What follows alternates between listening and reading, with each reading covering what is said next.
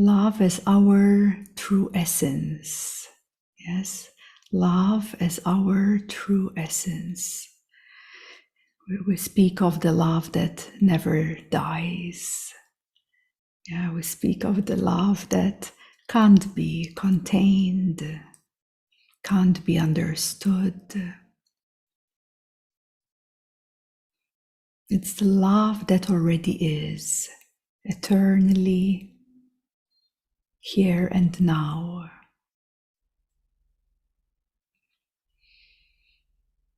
And love has no other desire but to fulfill itself. Love is here to fulfill itself. Love is love. It is us, human beings, that we've given love so many tags, so many labels. Love became very conditional and it's far away from the actual truth of the love that is always present in you. So the topic of the sutra today, we will just dig a bit deeper into its essence of the sutra, which is about desire, and this desire for love, because love is not an object. This is why we say you don't get love. You can't get love. It's a bit of an illusion when we actually believe that we get love. Love is not an object. And it's not an object of desire. Love is always now and here. It is ever present. So it's also quite not correct, if you find yourself saying, oh, I should be more loving. I want to be more loving. Well, you are infinite love. You are that infinite love. How can you want to be more or less of that which you already are? So become aware when you see these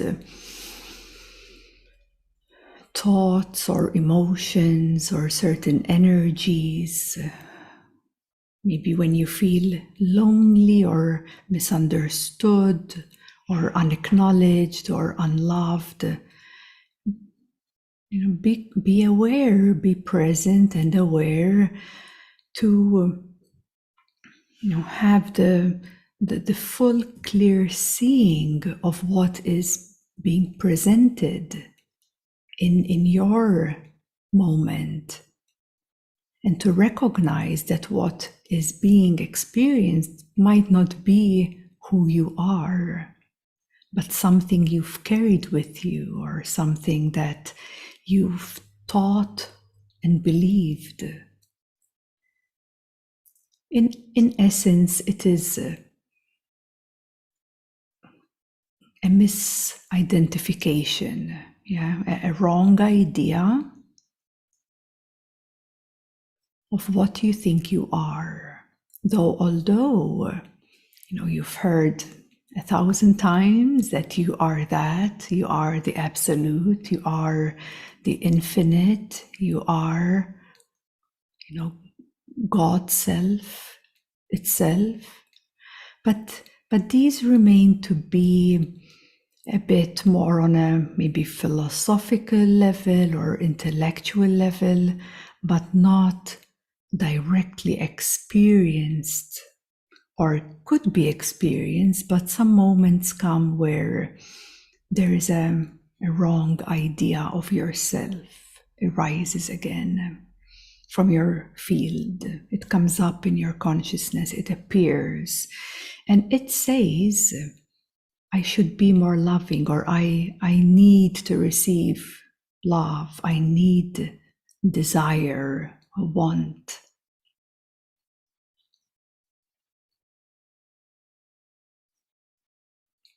And that is simply a misidentification of your infinity. But of course, that infinity, it requires your familiarization, it requires your abidance to be experienced through it, not by anything else. So love is not an object of desire, just like joy is not an object of desire. So what is desire? What does it mean? It means that the present now is not sufficient enough. That's what desire is. Even if you desire, the highest quality of love, or you desire to be your true self, it's also quite incorrect when we dismantle this mechanism of desire. Something's not quite right. Because in your deepest core essence, which is nowhere else but here, is already everything. But yet, we have this drive of desire, of wanting to be something else. Even in spiritual terms, I'm speaking on, it doesn't matter of spirituality, non-spirituality, physicalities, like it doesn't matter. It's all one. It's all one. We're not dividing anything here. It's all included. Just so that you can tap into yourself and at least be honest, at least be truthful to you. You don't have to tell me or anybody, but just being truthful to you, to you.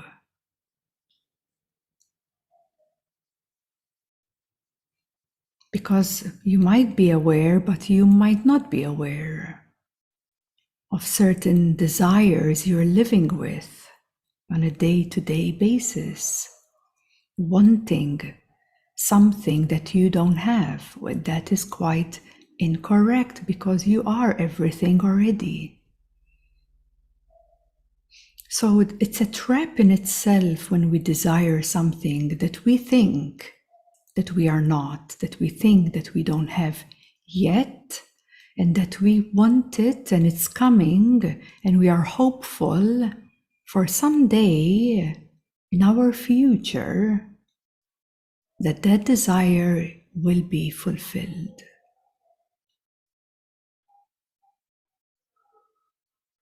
And that is saying to God within, that is saying, something is not quite right here. There's a lack. Something is not sufficient enough. While actually it is. That's the truth, it is. So that once again means that you're directing your focus and identifying with things that you are not.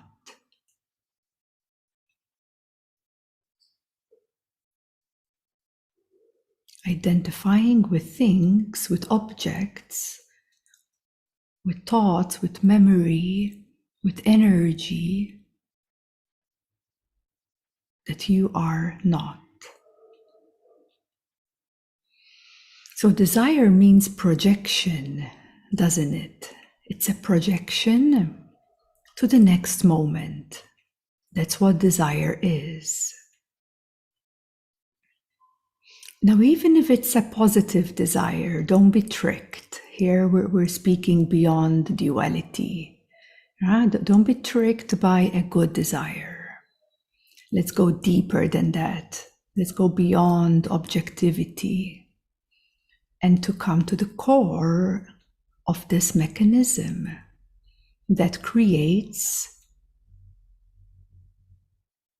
a feeling in the present now that something is not efficient, sufficient enough. A projection to the next moment.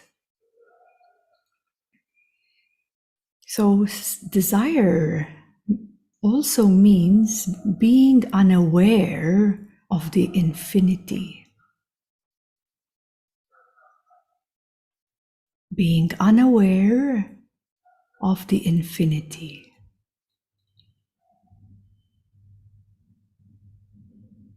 So this is why awareness is the key to dissolve any illusion.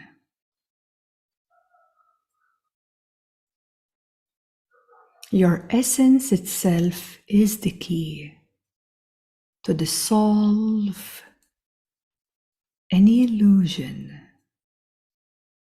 and see the truth of what actually is. So desire simply means you don't know yourself. You don't know who you are. You don't know yourself, because if you do know your infinite nature, there's no room for desire. And in fact, this is why in many sages and teachers would always say, okay, all this desire, we need to clean it out. It's not healthy for us. This desire is not healthy. But okay, there may be one desire. And this is the desire to remember who you are. Just one desire. Just to know yourself.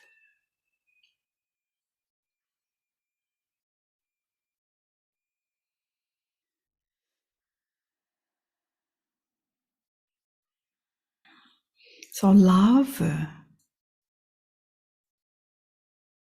is not a subject of desire. We desire what we don't have, and yet you are love. God is love. The pure light of consciousness is love.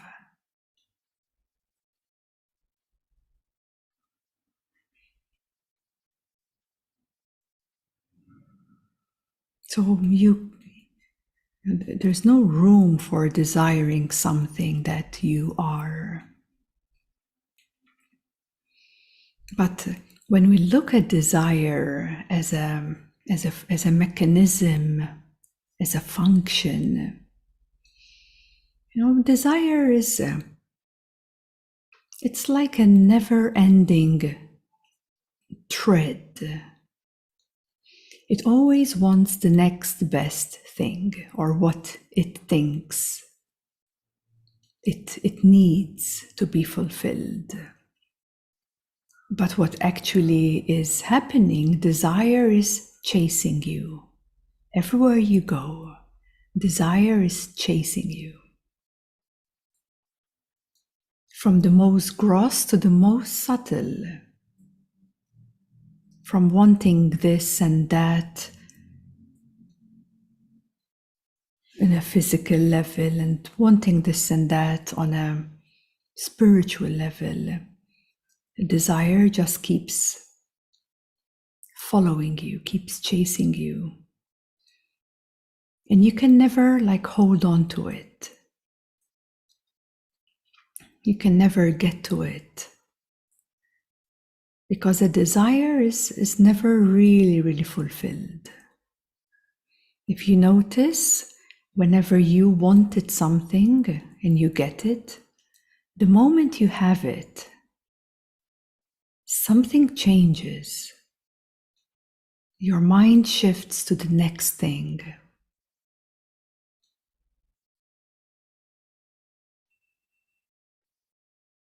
So the desire continues. It just changes its forms and shapes, doesn't it? But it continues. You think you're free because the desires now are spiritual and not physical. But it's the same thing, really. You're chasing something. You're trying to get something, and it just doesn't ever stop. Actually, this is why one of the most amazing phrases and teachings of Papaji was to stop. Stop. Stop everything. Stop the search. Stop the desire. Stop.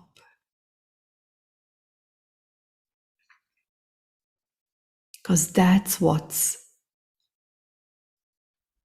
holding you in some kind of illusion. It's untruth. It's not real.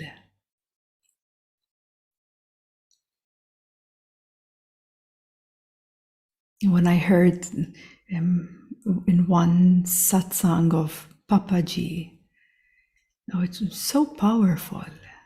Stop. Then the next question rises, but what about this? How do I achieve that? And stop. Stop everything. And I relate that a lot with the desire. Because a desire never ends. It changes. So the desires keep changing and changing. One desire gives rise to another desire. It's like a mirage.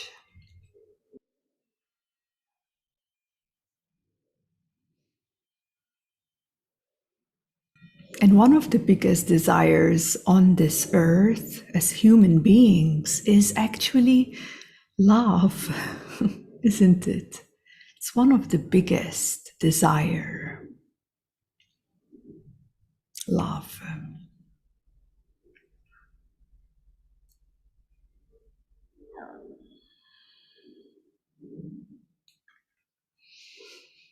But love is not to be attained. You can't get it. You can't have it. It's not yours as such.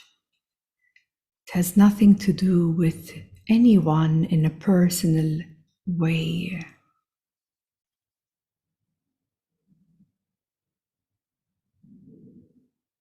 But yet still we might struggle or find yourself to be challenged by love. Thinking it's missing, or you don't have enough of it, or you are not enough. And you might state so many affirmations that you are, but it just doesn't really work.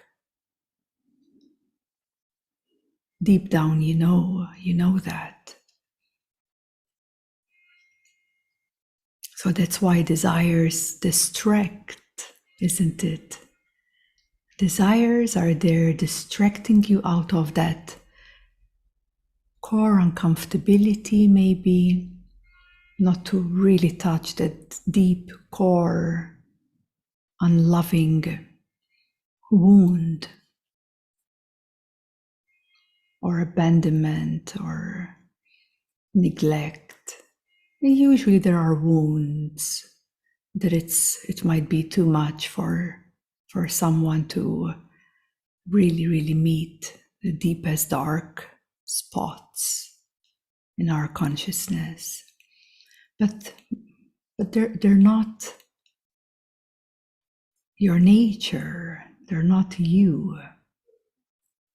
So it's okay if you have to meet these uncomfortable parts. It's okay. The moment you surrender any control, not to fully see it or meet it, the moment you can, like, slip, surrender and let go, you're in an instant supported from God, from the divine. You're instantly supported and lifted and cared for. The higher vehicles take care of the lower vehicles. And alongside with the higher vehicles come alongside so many beings that they're ready, they're just ready. The moment you stop controlling or stop fighting or negating something, it's when they come right in, supporting you.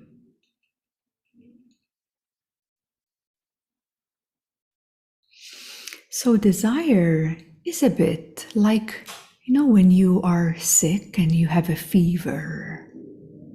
There's a fever, there's some sickness. And when you have that fever, it's so uncomfortable, it's so painful, you want it to go away.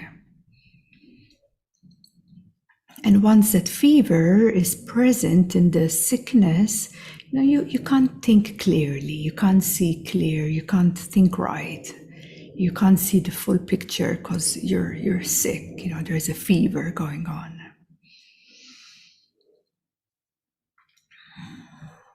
It's the same when our soul and spirit and our consciousness is veiled. It's veiled, you can't see clear. We're trying to fight it all, but we can't see clear. We can't see the health of our spirit and soul and consciousness. We can't see it. It's here, but it's kind of hidden somewhere. And then the moment you're back to your health, it's like, oh, finally I'm back to myself. I'm just back to myself.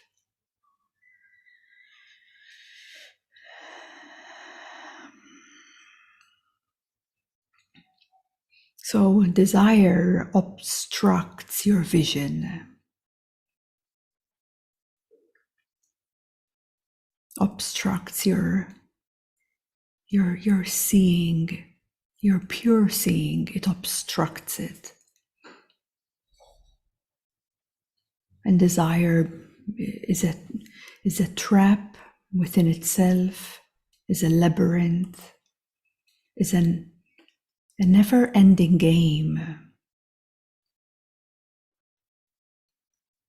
So beyond desire is your infinite, loving nature,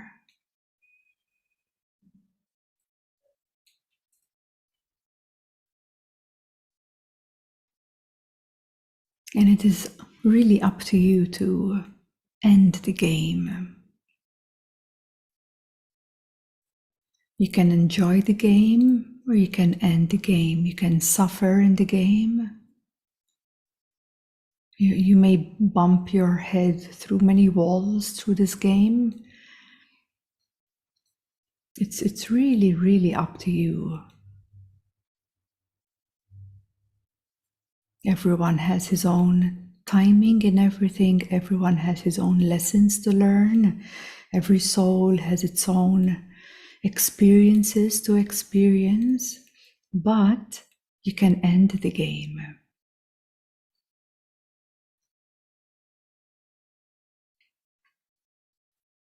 And you can begin to be totally okay with this now and here.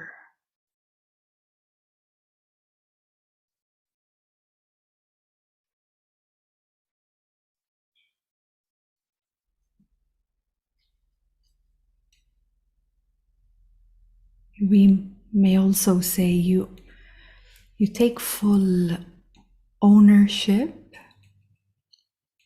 but yet you're not the doer. Yeah, you're not trying to make something happen because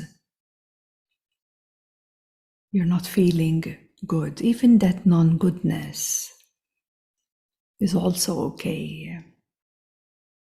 All of it is okay. Because all of it is already within your own consciousness. So there's no need to resist anything or fight with anything or wish that you're somewhere else in a future timeline or something, or you don't have to cry out of for your past.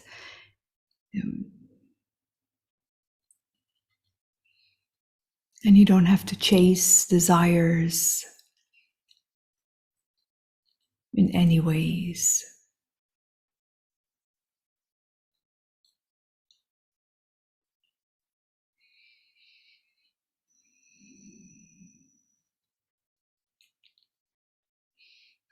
Just like we say, be for the sake of being.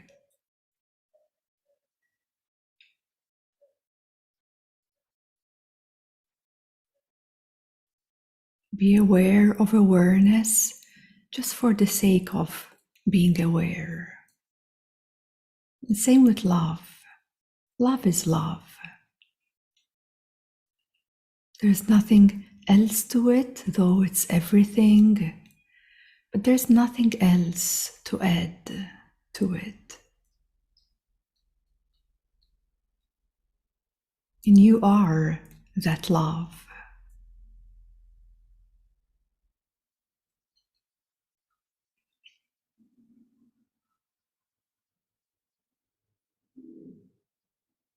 So when we go beyond desire, the illness is uplifted, the illness is removed. You are in the healthy state that is already inside of you.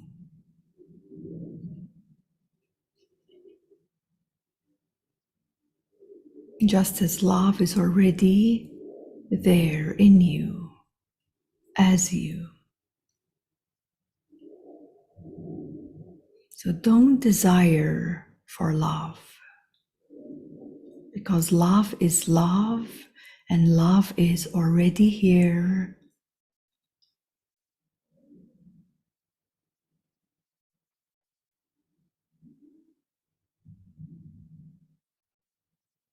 And that's a much more profound way and more empowering way to be healthy.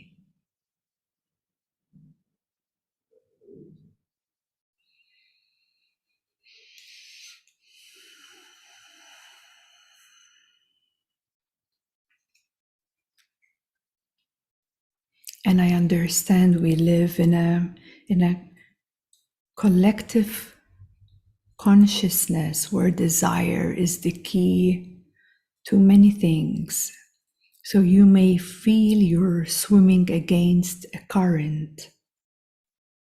You may think, this practice of going beyond this function might be something that would alienate you or something. Everywhere you look in the world, it's all driven by desires on many, many levels, many levels. And desire is what is the force behind every action of every human being.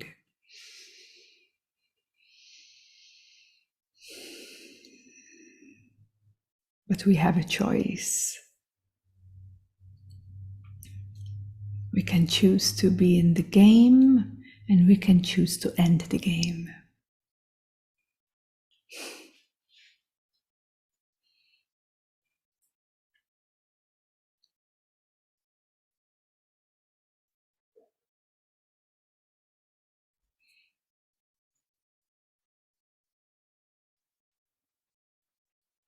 Because knowing who you are, remembering who you are, doesn't require a future. It doesn't need a future for that. It only has now. That's it. It only has now.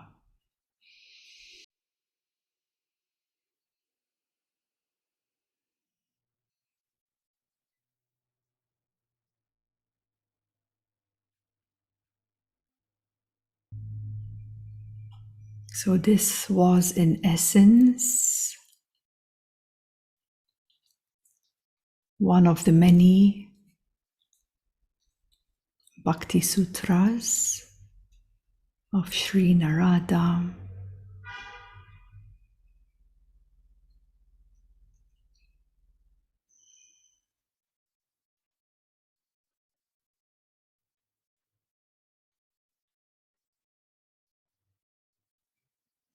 In Sanskrit, it's just like a one sentence. It's a one Sanskrit sentence. But here we open it up a bit and bring it through where we're at on this earth, in this timeline, where we are here now.